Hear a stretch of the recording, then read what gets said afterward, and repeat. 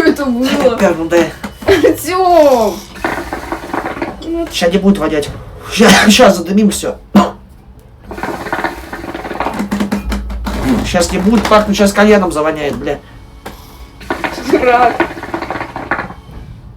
Бля, тут еще закрытое помещение.